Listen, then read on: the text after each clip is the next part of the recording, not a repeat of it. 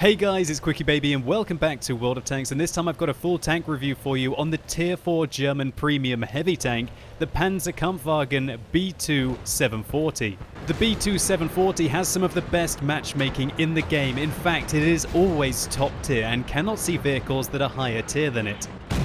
Combine this with some of the best tier for tier armor in the game, and it doesn't matter how many times you get shot by your opponents, you're likely to take them out one by one by one.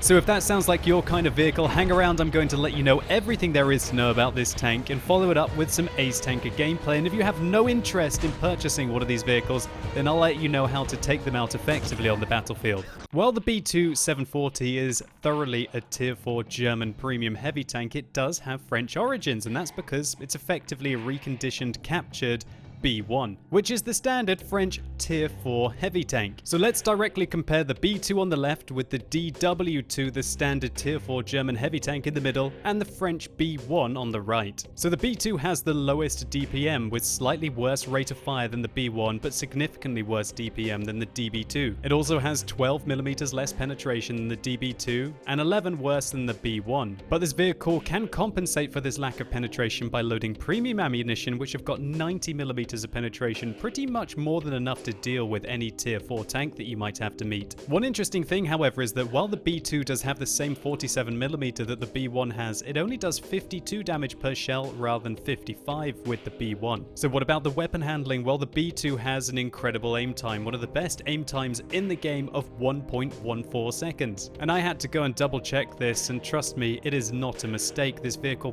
practically has no aim time. Combine this with the fact that the vehicle's dispersion is not that bad compared to the DW2 or the B1, and even has better dispersion values when turning the turret than either of these two vehicles, and the B2-740 can quickly re-engage target after target after target. The vehicle has 0.39 accuracy, which is not terrible and the same as the other two vehicles, and it even has better dispersion of 2.5 rather than 4 or 3 after firing the gun, and considering that the rates of fire of all of these vehicles is very high, that is a rather nice feature. And while the tank doesn't get the crazy gun depression of the B1 of 13 degrees, it still gets a very nice 10 degrees, which allows you to work ridge lines with ease. The tank isn't the fastest, limited to 30 kilometers an hour, and it doesn't have the best power to weight ratio. It truly is a heavy tank. But the vehicle does have some very nice ground resistances, especially on soft terrain, way better than the DW2 and massively better than the B1. Combine this with the fact that the vehicle has way better turret traverse than the B1 at 44 degrees a second, and even better track traverse at 45 degrees a second, and that makes the B2 very hard to flank for a heavy tank. Well, how about the armor of this vehicle? Well, it's exactly the same as the B1, as would be expected. 60mm at the front and the side, and 55mm at the back, and 46 all round on the turret. Now, having the same side armor as your front armor means that you can over-angle your tank, thus increasing your armor's effective thickness. And if you do angle the tank at about 45 degrees like this, you have about 100mm of effective armor pretty much all over the place, apart from a couple of weak points which I'm going to highlight now. Number one, this kind of gigantic hatch on the front of the vehicle is only 45mm thick, and this vision port up here as well is 45mm. And so this means that if the B2 does not angle, you should be able to penetrate it quite reliably with about 50mm of penetration in these parts of the tank. The turret on this tank as well is kind of like a puzzle. It does have this cupola which is 45mm thick, but quite often, as it's a tall tank, you're going to have to be aiming up at it. It's quite awkward to hit. If you do get the side of the turret, try and shoot the most flat part, as it is 46mm pretty much all round, apart from one area which I'm going to show you now. If you manage to catch the B2 unaware and it's not fully using its 44 degrees a second of turret traverse, take a look at this plate on the back of the tank. It is only 35mm thick, and this is the back of the turret. But not just the back of the turret, as it's kind of angled. You have to shoot to the right hand side when you're facing it from behind. So if you can fire a high explosive round here, it's likely to do quite a lot of damage to this vehicle. So this means that the B2 probably wants to angle his tank like this to avoid those frontal weak points, giving himself at worst 80mm of effective armor and up to 100. Now, if he wants to risk some of those frontal weak points, that means the side of the tank goes between 100 to 140 with an auto ricochet at the back. And don't worry too much about getting shot in the back of this tank, as it is 55mm thick. That's thicker than most Tier 4 tanks' heaviest armor. While unfortunately for the B2, it doesn't quite have the hit points of the DW2 or the B1, 400 is still enough enough to be able to take a couple of hits. Just hope you don't get penned by a Hetzer, hey?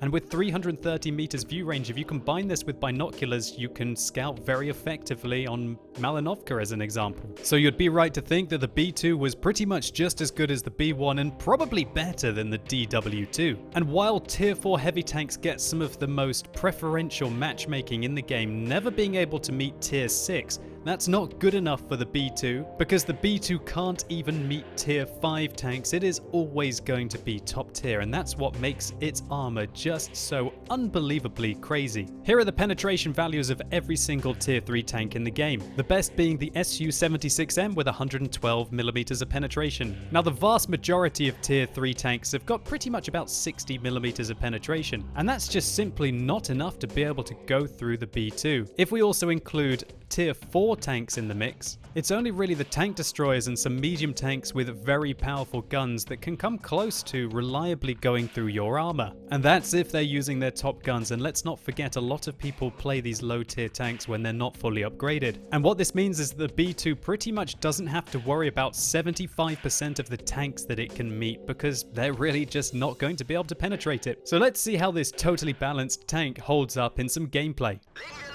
So here we go, and today our resident Seal Clubber is going to be Johan567A, who has played 39,000 games of World of Tanks. So Johan, you should frankly know better than to play this vehicle, but at least he's going to give it a full test for us, right? Because he's only loaded APCR ammunition, you know, as you do. When you're Seal Clubbing, you might as well do it right, hey?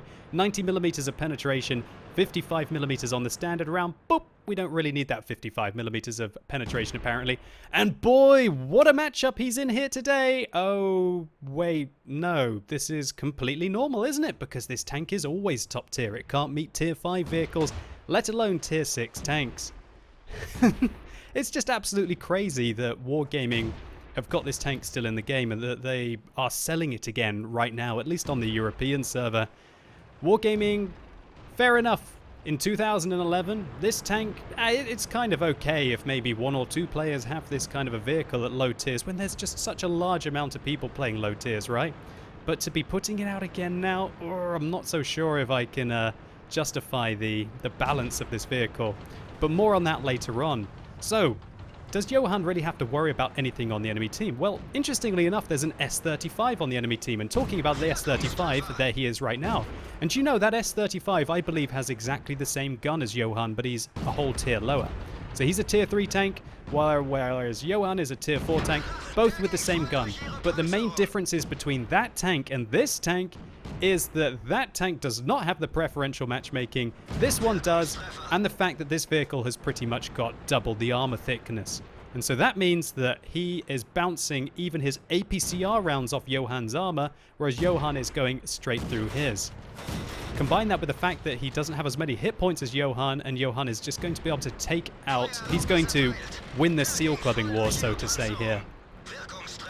So now he's taking on this tier 4 British medium tank, sorry, light tank. Taking down that Covenanter, absolutely nothing he could really do there against the vehicle, poor guy. You know, I just feel really awkward watching these kind of replays. It's just not really very fair, is it? I have to admit, when you guys vote for me to play these kind of tanks on the tank poll, it's just so filthy, so filthy. So now he's going to be able to try and take down this VZ39. One thing that's nice here is because he's firing the APCR rounds and they have fairly nice shell velocity, he is able to auto-aim and it still manages to go straight towards the target because he's only 150 meters away from him. So here comes that S-35 again. One into him, aim at the PZ-1C, put one into the LTVZ-38. And this is where the S-35 on the enemy team starts to get a little bit salty because he says, "Nice hack, B2. Oh gosh, well, he doesn't really need to hack if you give him the armor like that. Now, this S-35 obviously knows how to side scrape. It's very clear that he is a smurf and he knows what he is doing. You can tell by the fact he's got 58% wins in his first 1,000 games. But that doesn't mean diddly squat when there's frankly nothing you can do to the side of the B2.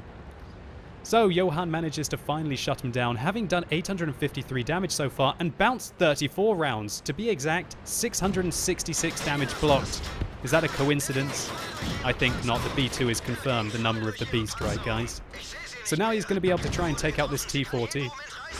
And thank goodness that T-40 didn't shoot Johan, because that's one of the few tanks, if it's using one of its top guns, that might be able to challenge the B2's armor.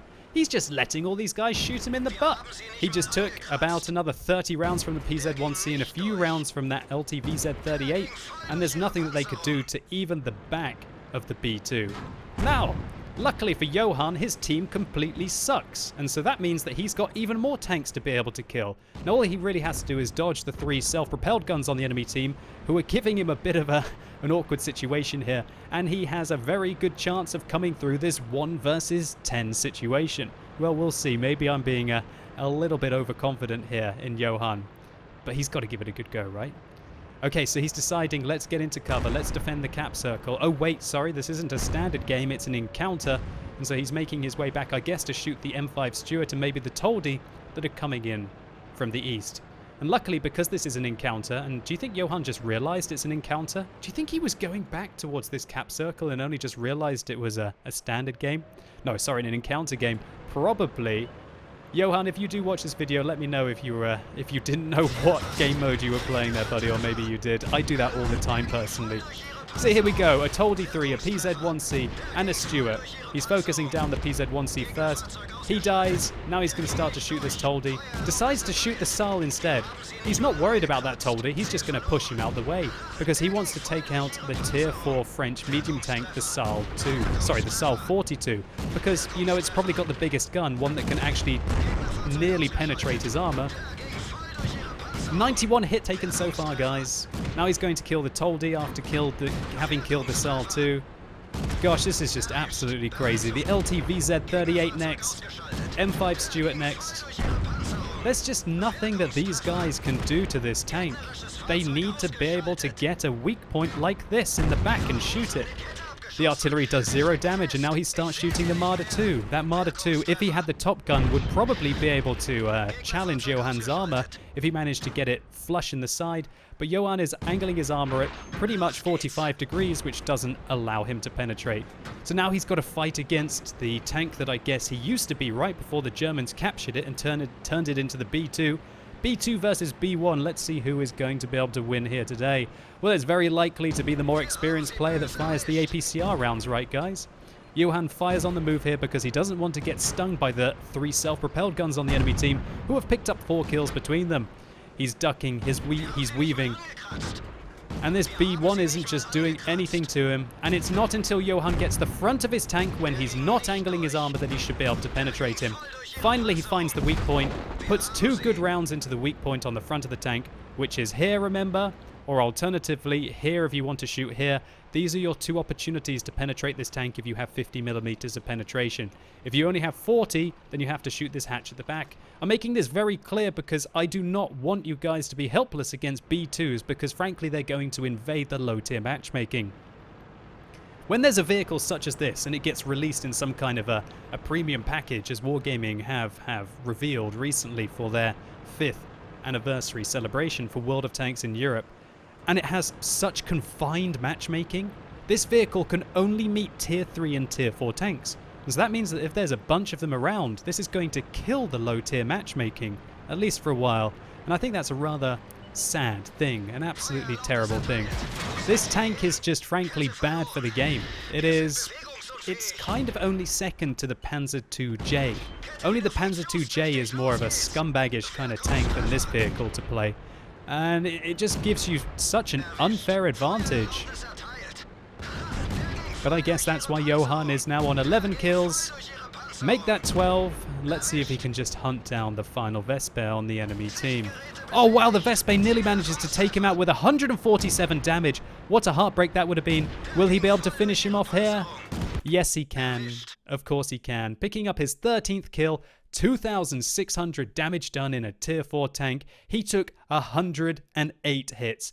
2,740 damage blocked. That's enough to kill him, gosh, 5-6 times over. And so there you go, B2-740, Johan absolutely tearing it up on Runeberg, and frankly the enemy team didn't really have a chance unless their artillery got their act in gear and had reduced his hit points earlier on. So let's just take a very quick look at the post-game stats. So Johan picked up an ace tanker here, Kolobanov's medal for standing alone against at least 5 opponents, in this case 10. The Pascucci's medal for killing 3 of the enemy's self-propelled guns, a high caliber medal for doing more damage than the rest of his team combined multiple times over. In fact, his team pretty much did 1,000 and he did 2,700 damage. It's just absolutely mental. A cool-headed medal for ricocheting at least 10 in a row.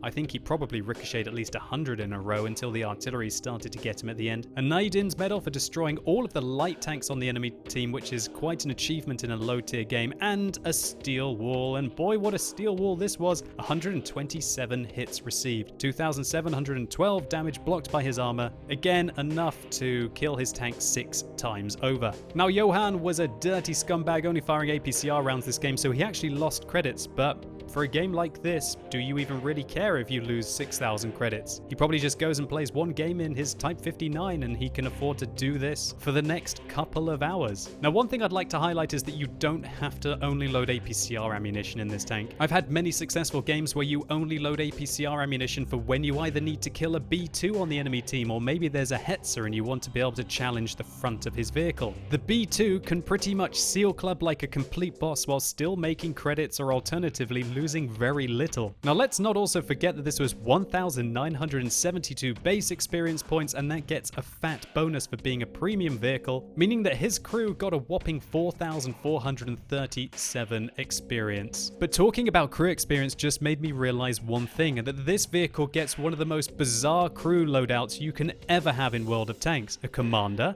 a driver, and a radio operator, and another radio operator. And so if you're planning to pick up one of these vehicles and you don't have any of the high-tier German heavy tanks which actually have radio operators, you might be strapped to actually get a good crew in this tank. And so you might be asking, just how overpowered is the B2-740? Well, let's take a look on whatinfo.net to see what the highest win ratio on any vehicle in the game is. So that is the T22 medium tank, but also take into account that that's likely to be played by the better players of World of Tanks. Next, it's the Pz.Kpfw 2 Alfs J, i.e. the Tier 3 tank with the Tier 5 armor. And then it is the B2-740, which is 4 times more popular than the T22 medium tank and 5 times more popular than the ultra expensive Pz.Kpfw 2 Alfs J. And the sad thing is that this vehicle is currently available on the European server for the next few days for the lowly price of 20 euros. And that comes with nearly 4,000 gold, which would cost you 15 euros anyway, so you're pretty much getting this tank for 5 euros, which is not even close to the 100 euros that they try and charge at least worth of gold if you want to pick up the Panzer II Alfs J,